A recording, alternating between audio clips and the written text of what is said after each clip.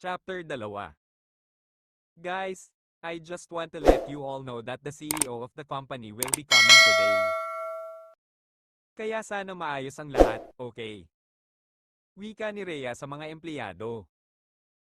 Kahit manager na ito sa kumpanya pero hindi pa rin ito nagbabago. Ang pakikitungo niya sa mga empleyado ay ganoon pa rin dahil dito rin naman siya nanggaling. Nag-umpisa siya sa mababa bago naging manager. Kaya marunong pa rin itong makisama at makipaghalubilo sa mga kasamahan niya. Ang trabaho niya sa Cognatec Company bilang manager ay i-monitor ang mga sales mula sa opisina ang galaw ng kanilang inventories. At minsan siya rin ang may hawak ng mga tauhan. Pero madalas talaga ang trabaho niya ay nakaruta sa mga sales, kaya minsan sub-sub din ito sa trabaho lalo na kung malakas ang mga sales. Kaya minsan mas marami pa ang oras niya sa trabaho kaysa tulog niya, kaya siguro hanggang ngayon wala pa rin itong seryosong relasyon dahil na din sa hiptik ng kanyang oras. Pero tanggap na rin naman ni Rhea ang katotohanan, baka nga hindi na siya makapag-asawa or else baka magtandang dalaga na lang siya. Kaysa naman magkaroon nga siya ng karelasyon tapos lulukuhin lamang siya, mas mabuti na nga lang at mag-isa para wala pang sakit sa ulo niya.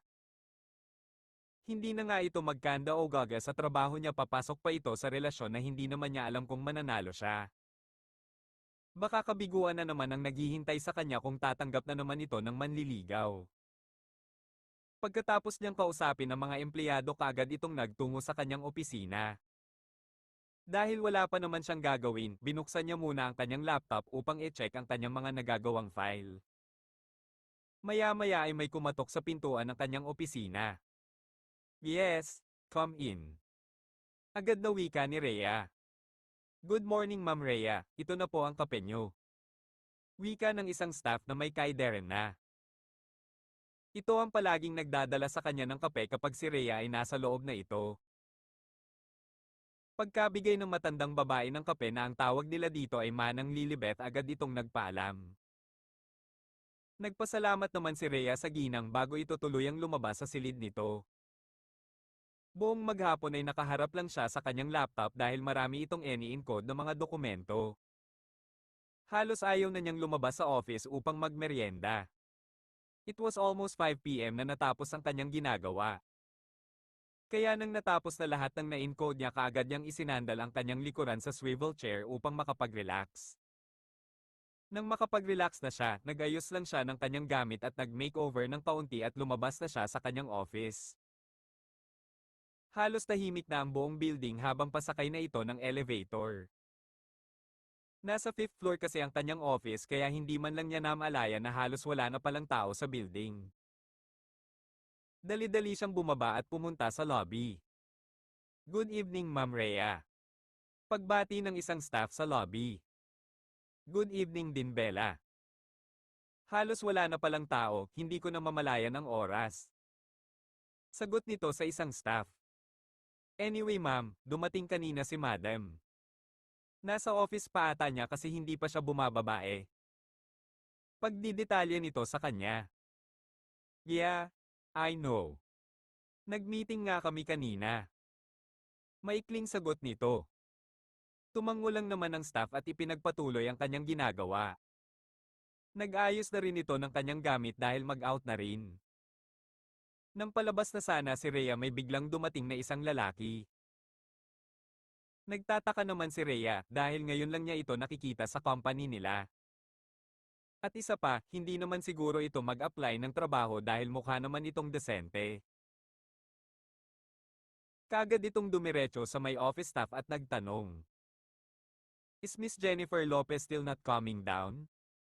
Tanong ng estranghero sa staff. While Rhea familiarized a stranger because it seemed like she could see him. Kahit nakatalikod ito, parang pamilyar talaga niya ang tindig nito. At bigla niyang naalala ang lahat. Tama sa debo niya at teacher niya din ito. Mamaya pa daw po sir, kasi marami pa daw inaasikaso. Sagot ni Bella sa lalaki. Tumango lang ito at inilibot ang paningin sa paligid. At dumako ang tingin niya kay Rhea na kanina pa ito titig na titig sa kanya. Sir Guzman? Yes, ikaw nga. Don't you remember me? I am Rhea, your former student. Galak na wika nito sa kausap. Agad naman itong lumapit sa kanya at nakipagkamay. Parang pinapawisan si Rhea na hindi niya moari dahil nahawakan nito ang palad ng guro niya dati. Ito kasi talaga ang hinahangaan niya simula pa noong high school pa lamang siya. Naalala ko na. How can I forget you? You are my best student ever. Nakangiting wika nito kay Rhea. Hinihintay niyo po ba si Madam Jennifer, Sir Guzman? Yap, kanina pa nga ako nasa loob lang ng sasakyan halos magdalawang oras na doon sa kakaintay sa kanya. Akala ko kasi bumaba na kaya pumasok na ako. Mahabang paliwanag ng lalaki. Sa loob-loob ni Rhea, it perseverance to wait for someone that he doesn't know until the task is over. Pero parang may kunting selos siyang nadarama nang marinig niya na hinahanap nito ang madam nila. Pero bakit nga naman siya nakaramdam ng ganoon, teacher lang naman niya ito dati. Pero hindi niya moari kung bakit parang bigla siyang nalungkot. Napapitlag siya nang tanungin siya ni Sir Guzman. Anyway, kumusta ka na pala Rhea? Bakit ganitong oras andito ka pa? Tanong nito. Dito po kasi ako nag-work sir, hindi ko lang po namamalayan ng oras medyo madilim na pala. At isa pa po, tinapos ko lang ang file para bukas hindi na ako masyadong busy. Nakangiting sagot ni Rhea sa guro nito. Tumangu-tangu lang naman ito habang nakangiti. Why don't we have coffee first? Kanina pa ako bored na bored. Kung okay lang sa'yo. Wika nito kay Rhea. Ayos lang naman po, sir. Pa-otol-otol nitong sagot. Sa isip ni Rhea like a date ang mangyayari sa kanila ni Sir Guzman. Kamantek na niyang batukan ng ulo niya dahil sa isiping iyon. Hindi lang kasi akalain nito na magkikita sila ng dating guro at inanyayahan pa siya na mag-coffee sila. Isang ngiti ang iginawad nito sa kanya. Stop calling me sir, kung pwede lang. Wika nito. Parang ginagawa mo naman akong matanda niyan. And besides, wala na tayo sa school, and you are already an adult. Tumango lang si Rhea. Kinuha na nito ang malaking bag kung saan naroon ang kanyang laptop at mga document. She concluded din na iba nga ang mga lalaki sa henerasyon nito. Pinalaki sila para maging gentleman. Pakisabi na lang kay Jennifer or sa CEO nyo, nauna na ako. This won't be the first time our date gets cancelled. Dahil sobrang busy niya at hindi man lang siya mag-text or mag-update kung bababa pa ba siya, anyway. Please tell her to call me as soon as she's free. Anito sa staff bago sila lumabas ng building. Rhea seems to have a conscience for what happened but despite everything masaya siya dahil ang mismo guro niya dati ang nag-invite na magkape sila sa labas. Pero hindi niya moari kung bakit ganoon ang kanyang nararamdaman. Hindi siya umasa na may ibang kahulugan ang pagkikita nila ni Guzman. Iniiling niya ang ulo. Ang nakatutuwang ideya ay tiyak na itinanim niya sa kanyang isip. At isa pa, ang pagkikita nilang iyon ng dating guro ay nagkataon lamang. Ito ay walang iba kundi purong pagkakataon lamang. Yeah, I understand. Matabang na sabi ni Guzman sa kausap sa kabilang linya. Sa 8 months nilang nagka-casual date, palagi na lang nangyayari ang ganitong bagay. Palagi na lang itong inindian o na-late ang CEO. I'm really sorry. Ulit ni Jennifer. Grabe sobrang busy ko today, hindi ko talaga pwede maiwanan ang trabaho ko. Ang dami kong report na inayos. Nalungkot siya sa sinabi nito. Sorry, it didn't work out. Ngayon alam na niya kung bakit at the age of 45 single pa rin ito. Maganda naman ito at kaaya-aya, pero ang priority nito ay ang trabaho. Si Guzman ang kauna-unahang lalaki na tumagal, anything else would just have to take a backseat and that disappointed him. Nanatiling tahimik ang kabilang linya. Maya-maya ay nagsalita ang CEO. Sabi ng isang receptionist sa may lobby, you had coffee with my manager. At napansin niyo ni Guzman ang pagseselos sa boses pa lang nito. Casual ang pagkakasabi nito pero nanghuhuli ito ng impormasyon. Biglang nakaramdam si Guzman ng guilty sa sarili kahit wala naman dapat ikaka-guilty. First, it was a friendly coffee break with a former student.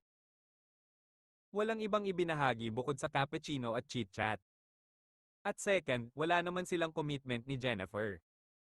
Dahil masyadong busy ito. She was an old student of mine. Aniya. Naitandaan mo ba ang sinabi ko sa'yo dati, I got burnt out from engineer tapos nag-break ako for 1 year and ended up as a teacher. Naintindihan naman siya nito. Saglit lang silang nag-usap at ibinaba na rin ang phone dahil pareho silang pagod. Humiga si Guzman sa kama pero ayaw siyang dapuan ng antok. Ipinikit niya ang kanyang mga mata at ang pumapasok sa kanyang isipan ay si Rhea habang nakangiti ito. Kapansin-pansin ng hubog nitong katawan, she looked lovely with her soft wavy hair framing her heart-shaped face. At kapansin-pansin din ang magaganda nitong mga mata. Hindi niya ito kaagad namukhaan nung nagpakilala ito sa kanya.